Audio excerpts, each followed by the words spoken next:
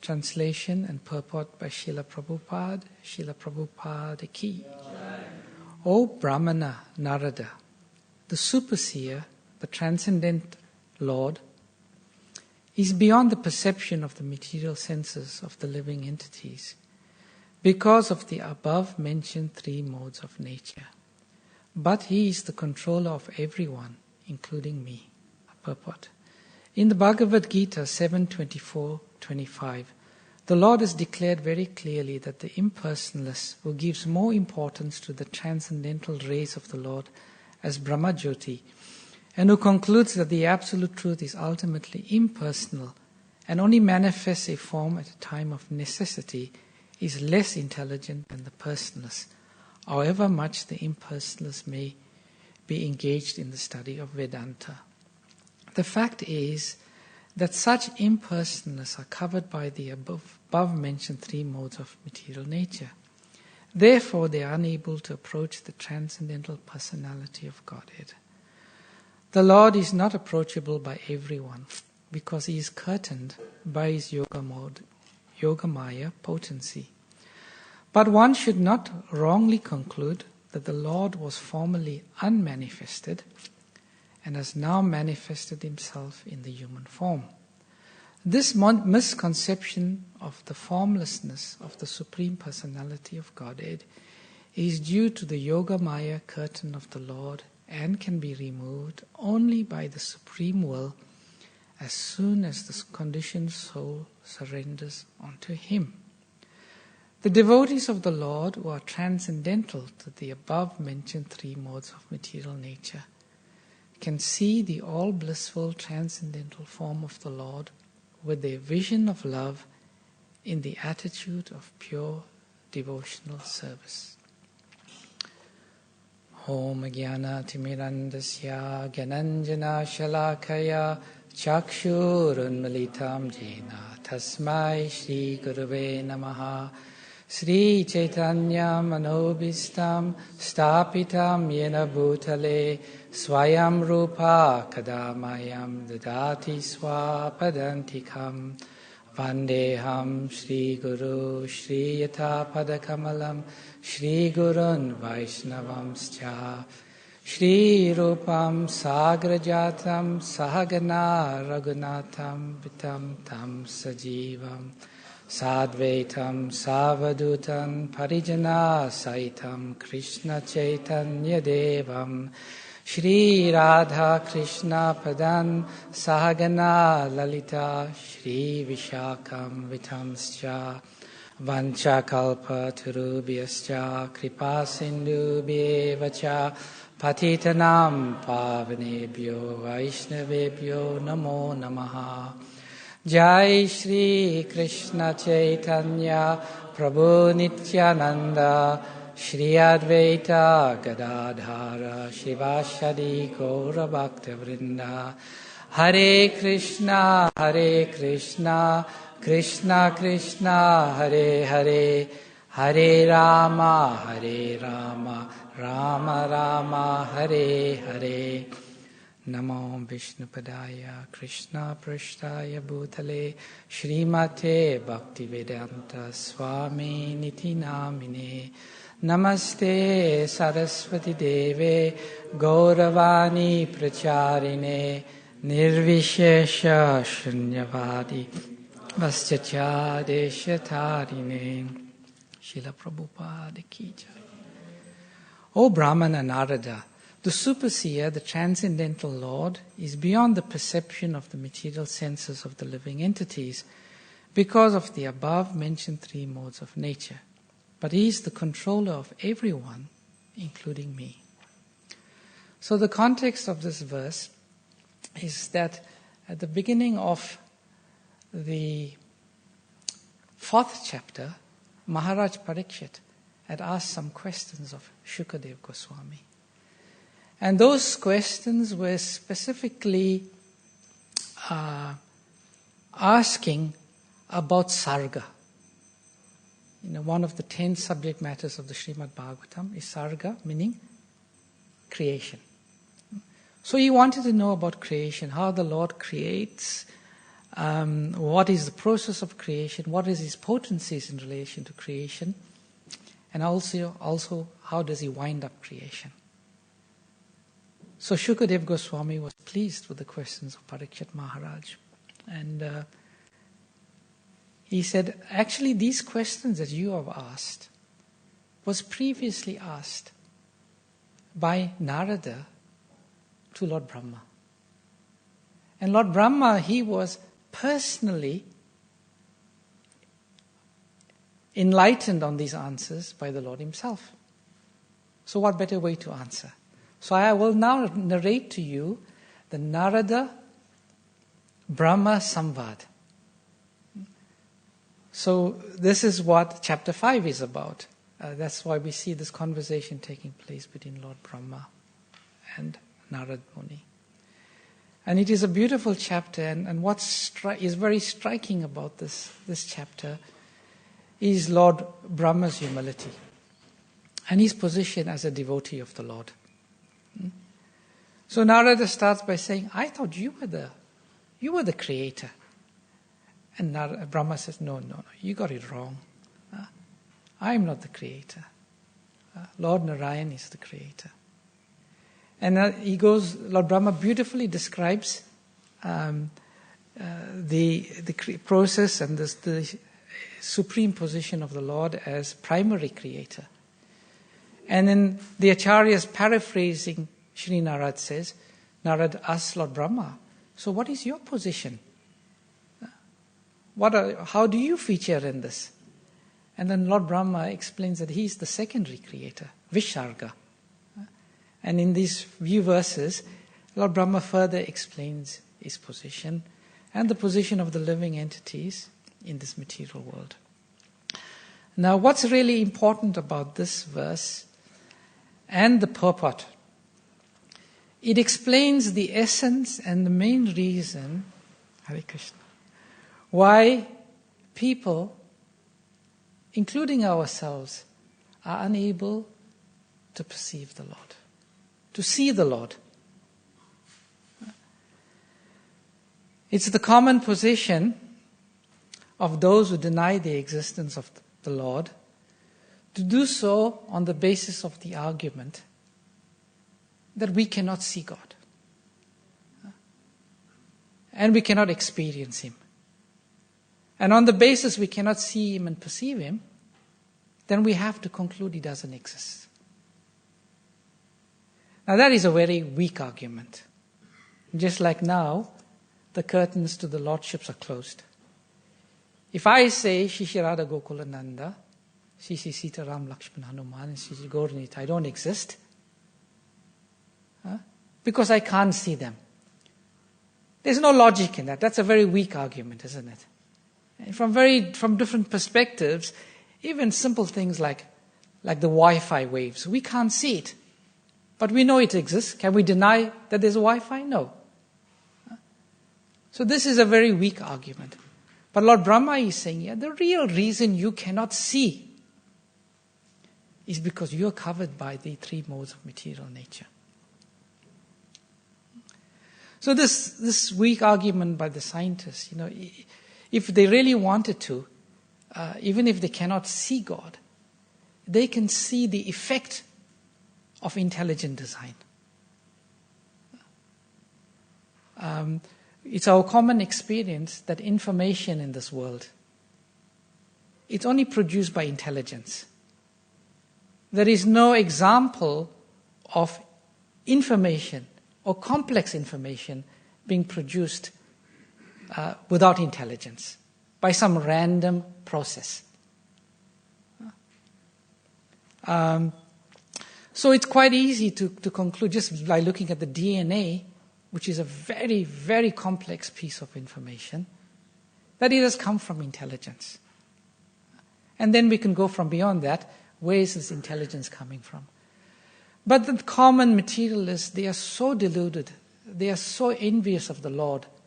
They would rather, if they do accept the argument of intelligence, and intelligence can only come from a person, they would rather accept that this intelligence may be coming from an alien, but not a God. And that's what they say, even some of the big evolutionists and other scientists. They are slowly coming to realize of the complexity of the material world.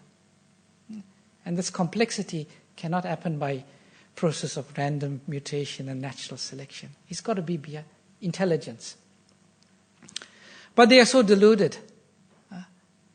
If you read scientific papers and what's happening in the scientific world at the moment, you'll read some latest discoveries and you will think, this is fait accompli. They'll have to concede now. They will certainly have to concede that there's intelligence beyond this universe. But they won't.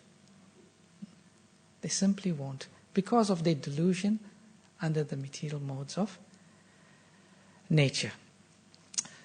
Srila Prabhupada in his purport doesn't even bother talking about the gross materialists in connection with this ability to see and perceive the Supreme Personality of Godhead. Srila Prabhupada, in the purport, he speaks about the impersonalists, and then he speaks about the devotees. And Srila Prabhupada talks about why the impersonalists are unable to perceive the personality of Godhead. Now, when we talk about impersonalists, we can talk about the Mayavadis, or we can talk about the Brahmavadis. The Brahmavadis are impersonalists, but they do not deny the existence of the Lord. The Mayavadis, they are impersonalists, but they are offensive because they say the Lord's form is Maya. So we will talk briefly about that. But at the beginning of the purport, Srila Prabhupada quotes two verses from the Bhagavad Gita, 724 and 725. Not sure any Pandits here know what these verses are. Anyway, verse 24 is Avyaktam Vyaktim Apanam Manyate Mam Abhudyaha Param Bhavam Ajananto Mamav Yayam Anuttamam. Krishna says in verse 24, unintelligent men who do not know me perfectly think that I, the Supreme Personality of Godhead, Krishna, was impersonal before and have now assumed this personality, as Prabhupada is referring to in the purport. Due to their small knowledge, they did not know my higher nature, which is imperishable and supreme. So what the impersonalists say, the impersonal Brahman is supreme. But sometimes this impersonal Brahman may want to interact with the material world. And to do so, they will manifest some form. But that form is material. That's what they say. When the Lord comes, Krishna has a body made out of, bone, flesh, blood, and so on. They do not understand that Krishna's body is transcendental, Sachidananda. And in text number 25, Nayam prakasha sarvasya yogamaya samavritaha mudayam nabijannati lokamam ajam avyayam. Krishna says, I am never manifest to the foolish and unintelligent. For them I am covered by my internal potency, and therefore they do not know that I am unborn and infallible.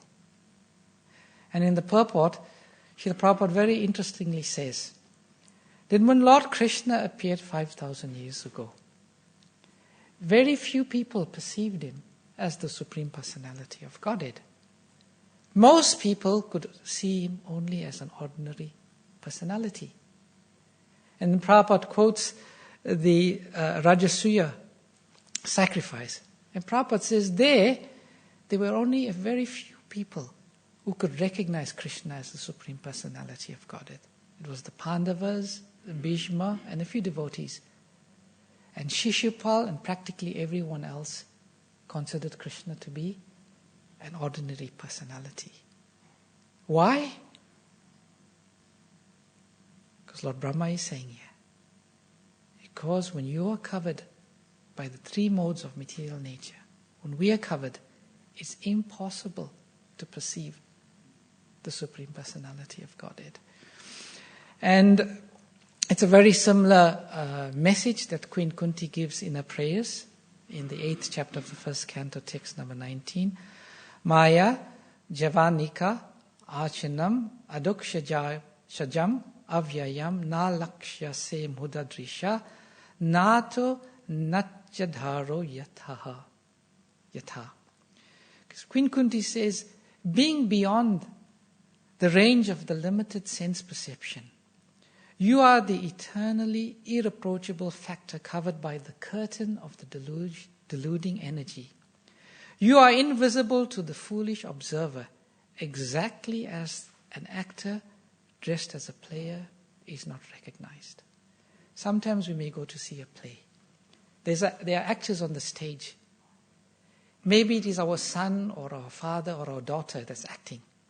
But she's all made up, completely different. And she appears on the stage. Nobody can identify that this is your daughter.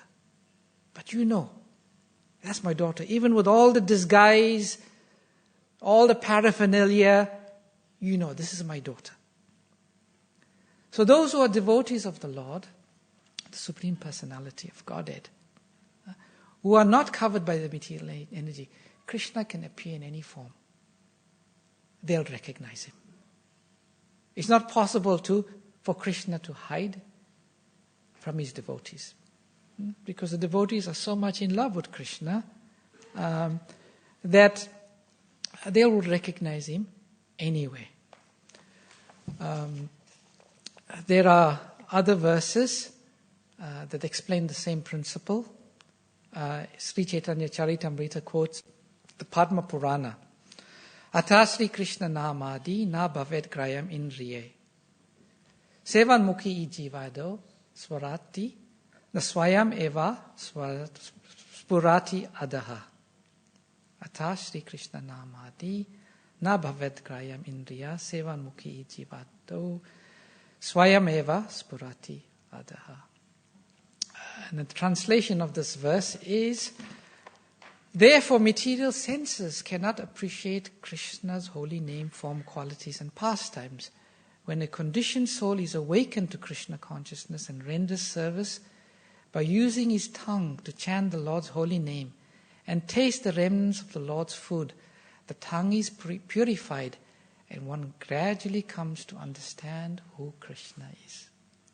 In one translation of this verse, Srila Prabhupada says these senses are blunt. When something is blunt, it's not possible to penetrate anything.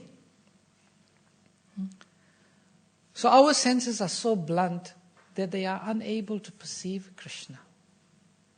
But the same senses, when they are purified through devotional service, it becomes possible for the same senses to perceive the Lord.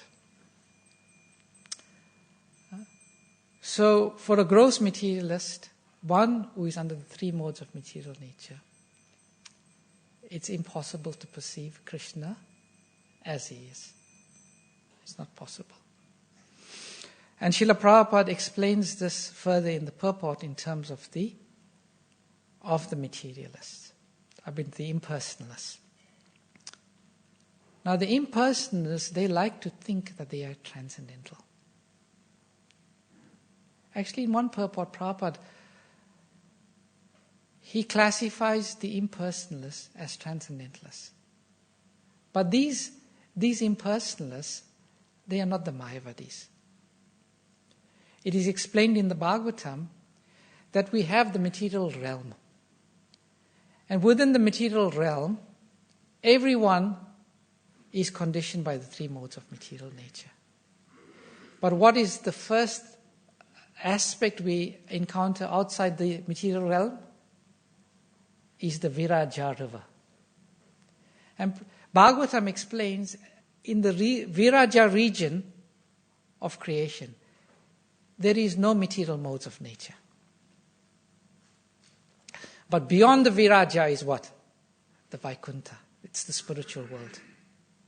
So it is possible for someone to be outside the modes of material nature, to be classified so-called transcendental, but still they have no perception of the personality of Godhead. The furthest they can go is to the Viraja river. Prabhupada explains that the impersonalists, because they are under the modes, especially the Mayavadis, they will never be able to perceive. And we see this evident in our Shastras, especially in the pastimes of Sri Chaitanya Mahaprabhu. During the pastimes of Sri Chaitanya Mahaprabhu, the greatest Vedantis at that time was who? Sarvabhauma Bhattacharya. So Sarvabhauma Bhattacharya, there's the pastime. Sri Chaitanya Mahaprabhu went to see Lord Jagannath. He fainted in ecstasy. People thought that, he had left his body. Sarvabhauma Bhattacharya came. He put a cotton swab underneath the nostril of Mahaprabhu. He saw the swab was moving. He concluded, no, he's still alive. And he could perceive that this personality was experiencing some very elevated symptoms, spiritual symptoms. And he had Mahaprabhu brought to his house. And he thought that this sannyasi is very attractive, is very advanced. But later he found out that Sri Chaitanya Mahaprabhu was coming from a lower class sannyas tradition. And then he said that he will now correct this. He will correct this, and maybe I'll just read a few things he said, which really upset the devotees, really upset it. He said that Sri Chaitanya Mahaprabhu is in his fully fledged youthful life.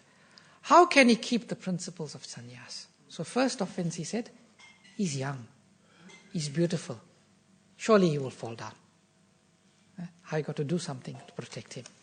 Then he said, I shall continually recite Vedanta philosophy before Chaitanya Mahaprabhu so that he may remain fixed in his renunciation and thus enter upon the path of monism. So he's saying, again, he's not very educated in Vedanta. So I need to teach him. He then suggested, if Sri Chaitanya Mahaprabhu would like, I could bring him into the first class sampradaya by offering him saffron cloth and performing the reformatory process again. So you can imagine Sarvabhauma Bhattacharya. He's got no inclination that Sri Chaitanya Mahaprabhu is a Supreme Personality of Godhead. He thinks he has to do something to elevate him. Bhattacharya's brother-in-law was Gopinathacharya. Immediately Gopinathacharya was very upset. Very upset. He said, you do not know the greatness of Sri Chaitanya Mahaprabhu. All the symptoms of the Supreme Personality of Godhead are found in him to the highest degree. Sri Chaitanya Mahaprabhu is celebrated as the Supreme Personality of Godhead. Those who are ignorant in this fallen connection find the conclusion of knowledgeable men very difficult to understand. And what was Bhattacharya's response, or his disciples' response? They said, you cannot claim him to be the Supreme Personality of Godhead. We all know that the Lord is known as Triyuga. Jai Shri Radha Gokulananda ki jai. Jai Shri Sita Ram Lakshman Hanuman ki jai. Shri Gaur Nitai ki jai. They said, we all know that the Lord, he's described as Triyuga. He only appears in 3 yugas. So you can't claim that he is the Supreme Personality of Godhead. And then Gopinathacharya, again, got very upset. And he started quoting Mahabharata and various Vedic scriptures, evidencing that Sri Chaitanya Mahaprabhu was the Supreme Personality of Godhead. And what do? Did they accept? No. He can't be the Supreme Personality of Godhead. He's just a very attractive sannyas. He's just a very attractive sannyas. So they couldn't see that Sri Chaitanya Mahaprabhu was the Supreme Personality of Godhead. completely deluded. But the same Bhattacharya, who was then convinced by Sri Chaitanya Mahaprabhu that he had understood Vedanta incorrectly, he surrendered to Sri Chaitanya Mahaprabhu fully. And then what did Mahaprabhu do? Mahaprabhu showed Sarvabhauma Bhattacharya that he was the combined form of Radha and Krishna. And when Sarvabhauma Bhattacharya saw this, he fainted. And this, the point being in this entire pastime, that one who is not a devotee will be deluded by the three modes no matter how elevated. Sarvabhauma Bhattacharya, there could be no one more elevated than him in Vedanta. No one as cultured as him according to Vedic culture. No one could be as big a guru as him. But he couldn't recognize the personality of Godhead. The same thing happened with Prakashananda Saraswati and his 10,000 disciples. When Mahaprabhu was traveling to Vrindavan, he stopped at Kashi. And when he stopped there, he performed Harinam Sankirtan. And those were devotees. They immediately recognized Sri Chaitanya Mahaprabhu to be the Supreme Personality of Godhead. But the Mayavadi sannyasis, they insulted Mahaprabhu. They called him a bhavikaha, a sentimentalist. They called him a sentimentalist. And there was one Brahmana. He was so disturbed by the position of the Mayavadis that he decided to go personally. He decided to go personally and to speak to Prakashananda Saraswati. And I'll read to you very quickly what he said to Prakashananda Saraswati and what his response were. And this is from the 25th, 17th chapter of Madhya Lila. So the Brahmana went to the impersonal and he said, the Brahmana told Prakashananda Saraswati, there is a sannyasi who has come from Jagannath Puri, and I cannot describe his wonderful influence and glories. Everything is wonderful about that sannyasi. He has a very well-built and luxuriant body, and his complexion is like purified gold. He has arms that extend to his knees, and his eyes are like the petals of a lotus. In his person are all the transcendental symptoms of the Supreme Personality of Godhead. When one sees all these features and takes him to be Narayan himself, whoever sees him immediately begins to chant the holy name of Krishna. We have heard about the symptoms of a first-class devotee in Srimad Bhagavatam, and all those symptoms are manifest in the body of Sri Chaitanya Mahaprabhu. His tongue is always chanting, he's dancing, and his name is all auspicious. Simply by seeing him, we become purified. All this description, evidence. And how did Prakashananda Saraswati respond? He laughed. He laughed very much to hear this description. Joking and laughing at the Brahmana, he began to speak as follows. Prakashananda Saraswati said, yes, I have heard about him. He is a sannyasi from Bengal and he is very sentimental. I have also heard that he belongs to the Bharati Sampradaya, for he is a disciple of Keshava Bharati. However, he is only a pretender. Prakashananda Saraswati continued, I know that his name is Chaitanya, and he is accompanied by many sentimentalists. His followers dance with him and he tours from country to country and village to village. Whoever sees him accepts him as the Supreme Personality of Godhead, since he has some mystic power by which he hypnotizes people. Everyone who sees him becomes illusioned. Sarvabhauma Bhattacharya was a very learned scholar, but I have heard that he has also become a madman due to his association with Chaitanya. This Chaitanya is a sannyasi in name only. Actually, he is a first-class magician. In any case, is sentimentalism cannot be very much in demand here in Kashi. Do not go to see Chaitanya. Just continue hearing Vedanta. If you associate with upstarts, you will be lost in this world and the next. And when the Brahmana heard Prakashananda Saraswati speak like this about Sri Chaitanya Mahaprabhu, he became very much grief-stricken. Chanting the holy name of Krishna, immediately left. And he went straight to Sri Chaitanya Mahaprabhu and he said, this is what he said. And Sri Chaitanya Mahaprabhu smiled. And he said, they can never know. And this Brahmana was saying that he chanted your name Chaitanya 3 times, but he could never say Krishna. He could never say Hari. And the Mahaprabhu said, that is to be expected. That is to be expected. Because in the conditioned state, one who has no taste, everything is bitter. Just like in Krishna's pastimes, Bakasura, he swallowed Krishna. Now Krishna by nature, his body is very sweet. But when Bakasura swallowed Krishna, he felt Krishna tasting very bitter. And immediately what he did? He spat him out. He spat Krishna out. Because the non-devotees, they have no perception of the sweetness of Krishna. So, one can go on talking, and there's so many verses and further examples, but I want to move to something very important.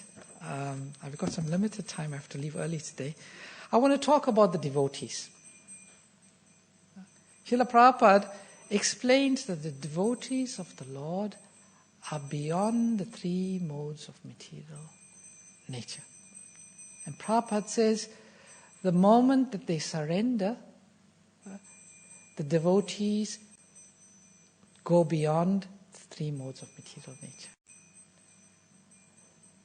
And Prabhupada explains that they go above Sattva Gun and they come to the platform of Suddha Sattva. Now, what is the Suddha Sattva? And how does one transcend the 3 modes of material nature? As sadhakas, this is very important. One of the aspirations of the sadhaka is to one day see Krishna face to face. Is to see Krishna face to face. So it is in our interest, having heard Lord Brahma's profound statement, that we have to transcend the 3 modes of material nature. If we ever have to have perception of the Lord. Actually, Prabhupada says in one purport that devotional service only starts at the point when one reaches the Suddha Sattva platform. It only starts there. Our bhakti only starts at that platform. So the question is, what is the Suddha Sattva? How do we overcome the 3 modes of material nature? Where am I now? Have I transcended? Am I being affected by the modes of material nature? And at what point will I transcend the material modes of nature? That is some very important subject matter for us to discuss. Firstly, I'll just talk about us in the sadhaka stage and the 3 modes of nature. And I'll quote a conversation between one of Srila Prabhupada's disciples, Bhagavat Das, and Srila Prabhupada. So he says, he asked Srila Prabhupada a question. And he was an avid reader, and he had read in the Bhagavad Gita that about the 3 modes of material nature. And being philosophical by nature, he wanted to understand some of the more refined and subtle points. So he says, I said to Prabhupada, I am confused. Because throughout your books and your lectures, you say that when you become a devotee, you're on the transcendental platform. But at the same time, you talk about being affected by the modes of material nature. Although I'm a devotee practicing the principles of devotional service and experiencing a certain amount of transcendental pleasure, at the same time I feel affected by the modes of nature. much like many of us, at least I can speak for myself, feel affected. How is it that I can be on the transcendental platform and still be affected by the modes of material nature? Very important question, isn't it? Relevant question.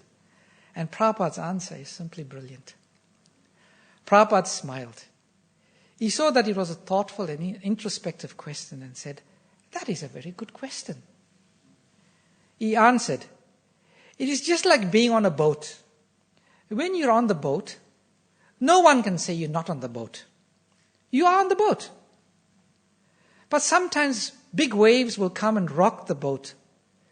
So your position on the boat may be sometimes big waves come and rock that boat. Those waves are the modes of material nature. And the boat is the transcendental platform. You are on the transcendental platform, but sometimes the waves of material nature rock that boat, and therefore your position is not steady." Then he asked, "How will you become steady? For that you have to learn from the captain of the boat." Similarly, on the transcendental platform, if you learn from the spiritual master how to steer the boat of transcendence through the ocean of material life, then you will become steady even in the greatest storm of the modes of material nature. I was extremely impressed at how Prabhupada explained complex philosophy with a simple analogy. Very nicely explained, isn't it? By Srila Prabhupada. Srila Prabhupada ki jai. So I just want to briefly explain about this Suddha Sattva. Because we all have to attain the Suddha Sattva platform. So what is the Suddha Sattva?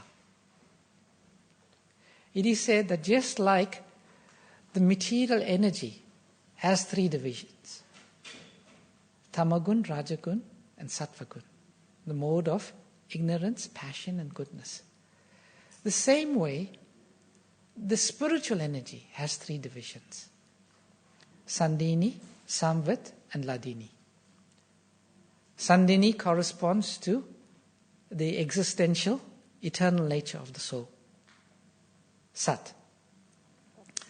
Samvit is the cognitive potency, and that's the knowledge potency, Sat, Chit, Ananda. And Ananda corresponds to the Ladhini Shakti, the internal potency. So the spiritual energy, Srila Prabhupada says in one purport in the Bhagavatam, that the Suddha Sattva, it is the internal potency of the Lord. It is the internal potency of the Lord. So the essence of Suddha Sattva is Bhava Bhakti. In the Bhakti Rasamrita Sindhu, Srila Rupa Goswami gives the definition of Bhava Bhakti. Some of you who have studied Bhakti Shastri may know this very famous verse from the Bhakti Rasamrita Sindhu. This defines what is Bhava Bhakti. Suddha Sattva Vishesh Atma Prema Suryamsu Samya Bhak Ruchi Bis Chita Mashrinyu Krid Ashu Bhava Uchyate. And the translation of this verse, when devotional service is executed on the transcendental platform of pure goodness, it is like a sun ray of love for Krishna. At such a time, devotional service causes the heart to be softened by various tastes, and then one is situated in bhava. So Suddha Sattva Vishesh Atma means that the essence of Suddha Sattva is the Samvit and the Ladini potency. The Samvit and Ladini potency. That means when one attains the stage of Bhava Bhakti, at that stage, one's body becomes infused with the Samvit and the Ladini potency. The Samvit potency is knowledge and understanding of Krishna. When one is bestowed with the Samvit potency, one gets to know really who Krishna is. and when one gets to really understand who Krishna is, then one becomes completely blissful, completely transcendent to the three modes of material nature. And then coupled with the Ladini potency, then we become very attracted to Krishna. Not only we become very attracted to Krishna, for the first time Krishna becomes very attracted to us. And one's heart becomes softened with various tastes, intense desires. And in the chapter 17 of the Nectar of Devotion, Srila Prabhupada explains those three intense desires take the form of the intense desire to want to serve Krishna, the intense desire to want to please Krishna, and the intense desire to want to have a very intimate relationship with Krishna. So at the stage of Suddha Sattva, one's body becomes infused or saturated with the Samvit and Ladini potency. And Prabhupada gives the analogy. Just like when you take a metal rod and you put that metal rod in fire, what happens to the metal rod? It no longer remains metal, but it becomes fire. It emits heat and it emits light. So in the same way, when the devotee, Suddha Sattva, Vishesh Atma, when the devotee reaches the stage of Suddha Sattva, the devotee's body becomes completely spiritual. Therefore we say the pure devotees, the spiritual master, their body is not material. We do not cremate the body of the spiritual master. That body has become completely spiritual by dint of it being completely on the platform of Suddha Sattva. And it's repeated in many purports, even in the Brahma Samhita. Lord Brahma says something very similar in that verse, Premanjana, Charita, Bhakti Vilochana. Santa Sadeva Hridayeshu Vilochayanti Yam Shama Sundar Achintya Guna Shama Sundar Swarupam, yes, Swarupam Govindam Adipurusham Tamaham Bhajami. He says, when your eyes are covered with the salve of love, then you'll be able to see. And in the purport, Srila Bhakti Siddhanta Saraswati Thakur says, that's the stage of Bhava Bhakti.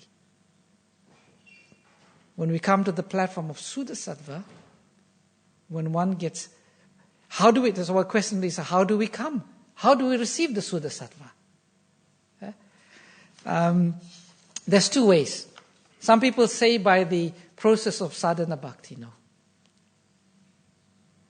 Just like if I have water and you are thirsty and you come to me and you say, I'm thirsty, can you give me water? I may or may not give you, isn't it? I may or may not give you water. It's my decision. But if you pray and ask and ask and ask and ask again, then I may give you water. So the Bhagavatam, or in this purport on the 17th chapter, Srila Prabhupada says that there's only two ways you can get the Suddha Sattva. You cannot achieve it. You can only receive it. You cannot achieve Suddha Sattva. Never. You can only achieve it. And that Suddha Sattva, it is only two ways you can get it. It can be bestowed upon you by Krishna himself or by the spiritual master. In the 7th canto, 15th chapter, verse 25 of the Srimad Bhagavatam, there's a beautiful verse. I won't read the Sanskrit because of time. He says, one must conquer the modes of passion and ignorance by developing the mode of goodness. And then one must become detached from the mode of goodness by promoting oneself to the platform of Suddha Sattva. All of this can automatically be done if one engages in the service of the spiritual master with faith and devotion. In this way, one can conquer the influence of the modes of nature. So Bhagavatam is very clear here. You can come to the platform of Suddha Sattva. And in the purport of this verse, Prabhupada says, And Prabhupada quotes Yasya Prasada Bhagavat Prasada. Prabhupada says, if you please the spiritual master, if the spiritual master is favorably inclined, one naturally receives the mercy of the Supreme Lord. And by the mercy of the Supreme Lord, one immediately becomes transcendental, conquering all the influences of Sattva Gun, Rajagun, and Tamagun within the material world. That's how the process works.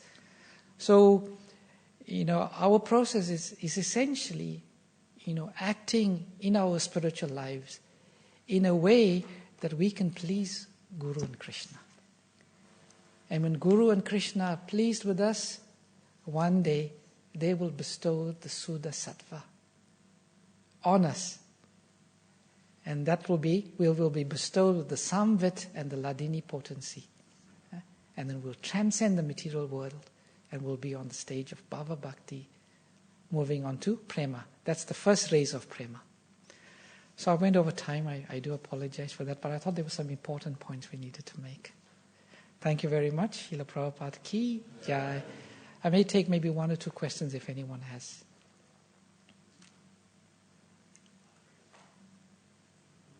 It was very clear? All right. No, not the same. Okay, thank you very much. Srila Grantaraj Srimad Bhagavatam Ki Jai. Srila Prabhupada Ki Jai. Go Premanande.